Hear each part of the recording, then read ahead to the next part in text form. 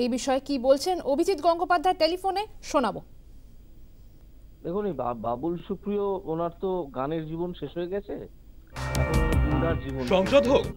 হুম, তো দিয়ে আরো যা যা হয় সেরকম হয়তো কাজকর্ম তুমি করতে চেষ্টা করছেন। আরো যে যে প্রাণীর নাম টাম হয়, আমিও সেদিকে যাচ্ছি না। এমনিতেই চামড়াটা গন্ডারের মতো মোটা, বিজেপি থেকে তাড়িয়ে দেওয়া হয়েছে ওনাকে, তারপর উনি পায়ে ধরে তৃণমূলের এমএলএ টেমএলএ হয়েছেন, সেটা কথা নয়। আজকে আমার গাড়ি যখন সেকেন্ড ব্রিজ দিয়ে, হুগলি ব্রিজ দিয়ে হাওড়ার দিকে যাচ্ছিল, তখন আমার সামনে বেশ কিছু গাড়ি খুব স্লো চলছিল, তাদের জন্য হর্ন দেওয়া হয়। এইবার আমি হঠাৎ দেখি একটা গাড়ি পথরোধ করে দাঁড়ালো এবং সেখান থেকে চিৎকার করে আমাকে বলা শুরু হলো যে আপনি হর্ন দেবেন না, হর্ন দেবেন না।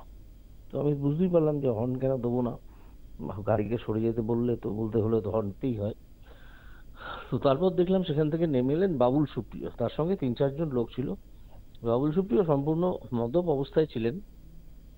এবং তিনি বেরিয়ে এসে, আমার গাড়ির কাঁচ খোলা ছিল, আমি যেদিকে বসেছিলাম সেদিকের কাঁচ, দুদিকের কাঁচই খোলা ছিল, উনি এসে অশ্রাব্য ভাষায় গালিগালাজ করেন, হাত চালান। তার হাতটা প্রতিরোধ করতে গিয়ে আমার হাতে আমার যে মোবাইলটা ছিল সেটা গাড়ির ভেতর ছিটকে পড়ে, সেটা খানিকটা ক্ষতিগ্রস্ত হয়েছে। ও তারপরে আমার সিকিউরিটিটা গাড়িটাকে ঘিরে ধরে এবং তখন উনি চিৎকার চেঁচামেচি করতে থাকেন যে ওনাকে নাকি আমি গালাগাল করেছি। অভিসূত্র এসবই করছিলেন, মদ্যপ অবস্থায় ছিলেন।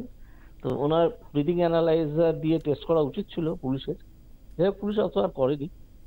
তো উনি এখন তো গাধার মতো কাজ যদি করেন কেউ গন্ডারের চামড়া নিয়ে, তো গান ফান ছেড়ে দিয়ে সব, তো গানের কোনোদিন শ্রোতা ওনার ছিল না, ঠিক আছে, কিছু পয়সা টয়সা কামাতেন।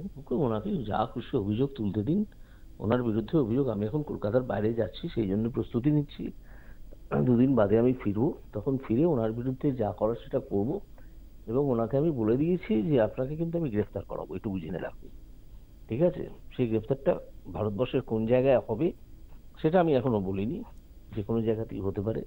ওনার যে ট্র্যাক রেকর্ড, তাতে ওনার গ্রেপ্তার হওয়াটা শুধু সময়ের অপেক্ষা। এবং আজকে তিনি যা ঘটিয়েছেন তার সঙ্গে এগুলো যদি যুক্ত হয়, উনি গ্রেপ্তার হবেন। সেই গ্রেপ্তার করা হবে বলায় উনি আরো চিৎকার চেঁচামেচি করতে থাকেন এবং এরকম এবং কিছু লোকজন জড়ো হয়ে যায়। দেখলাম তাদের মধ্যে 2-3 জন রাউডি এলিমেন্ট আছে, তারাও আমাকে বিরাট চিৎকার করে গালাগাল দিতে লাগলো। এবং আরো যেটা বলতে লাগলো সেটা হচ্ছে যে আমি নাকি অনেক লোকের চাকরি খেয়েছি, স্কুলের শিক্ষকদের।